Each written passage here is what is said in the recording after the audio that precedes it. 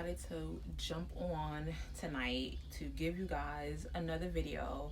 Um, just keep the momentum going and like share with you guys, the different things that I'm doing in my journey to understanding who I am. If you guys don't know, my company's name, Rutu Lobby, translates to love of roots in Srangatongo, which is the native language of my mother country, Suriname. So today, I'm just, in a different place. I'm in a different place. I'm like really trying to get in touch with who I am. I'm trying to connect back to my culture in Suriname.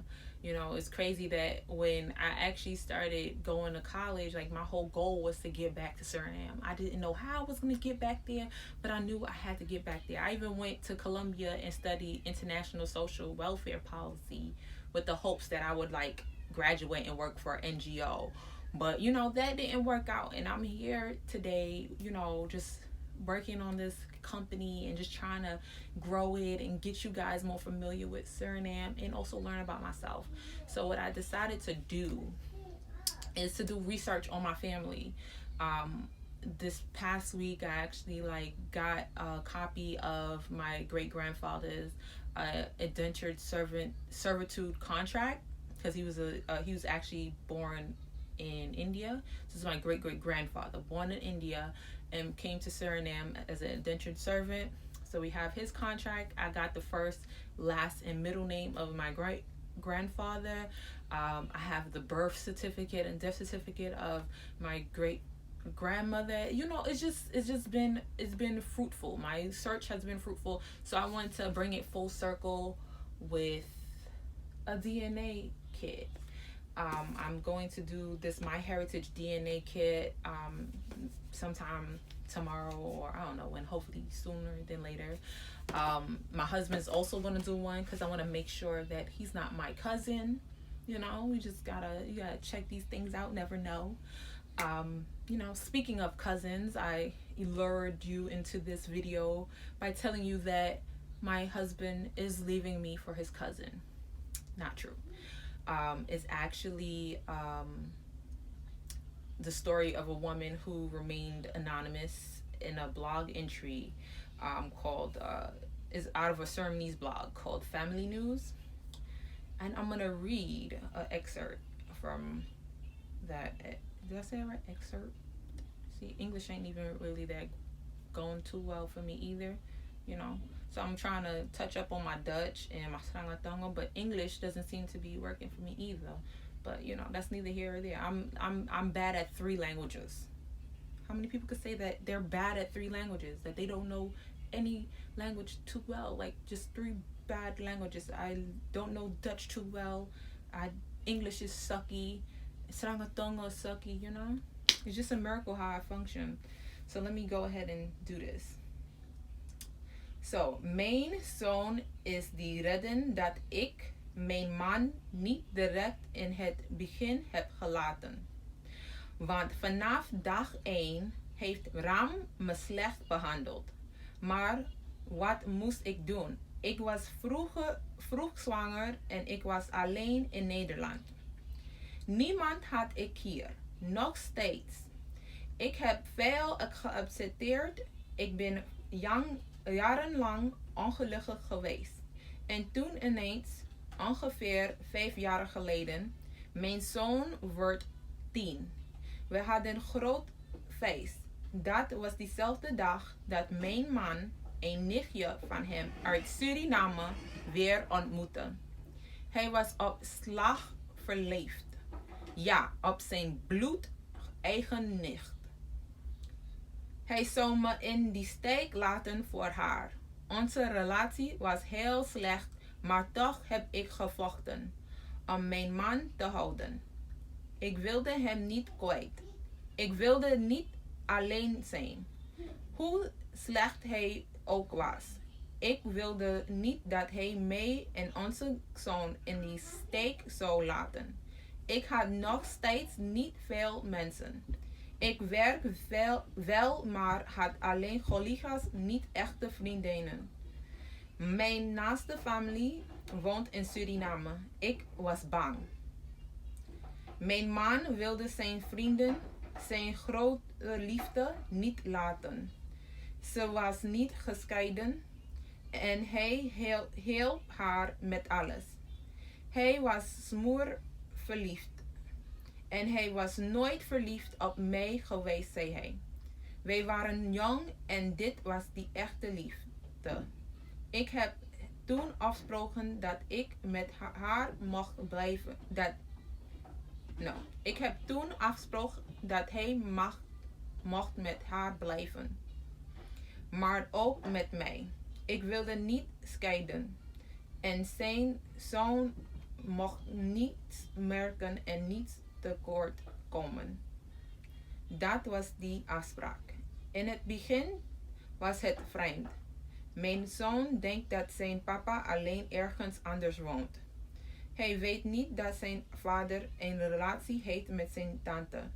Zijn vader is ongeveer 3 keer in die week thuis en verder is hij bij zijn vriendin. 50-50.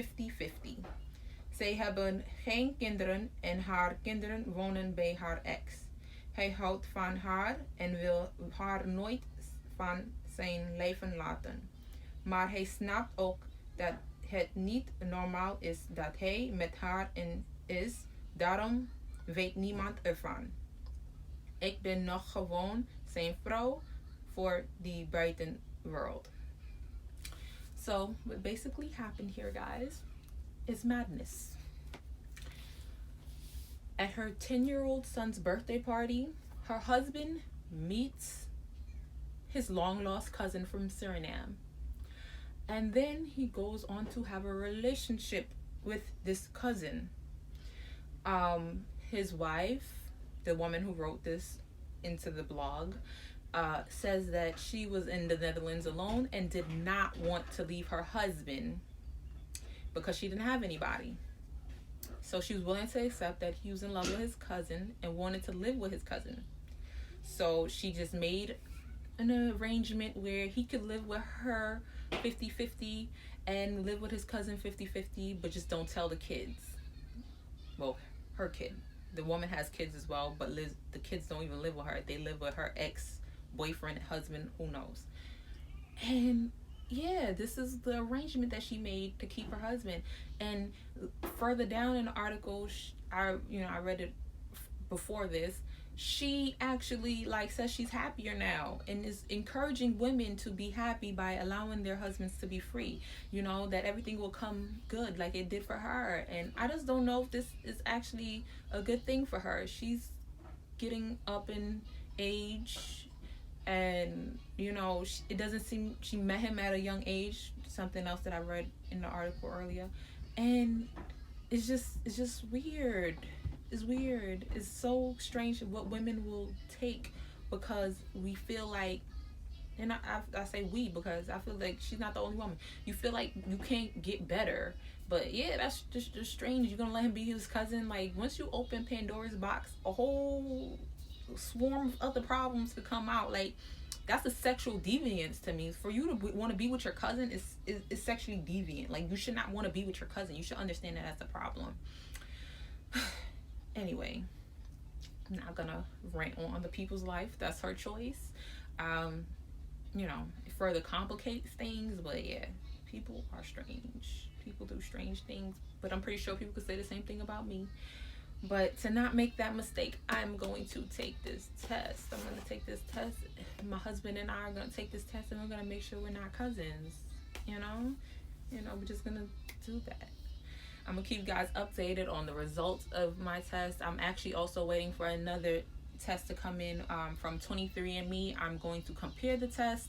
My mom also took a test with 23andMe, so we're going to compare our results. I'm going to put all that up for you guys. I'm going to just mesh it all together, and I'm going to show you guys what I came up with, and hopefully by, the end of the year, I'll have a full history of my family just here waiting for my children and my children's children. That's my goal. I want to have a complete history of my family, and I think that other people that's something that people should do. You should understand where you come from, because you don't exist as a solo entity. Like, you can't exist without other people.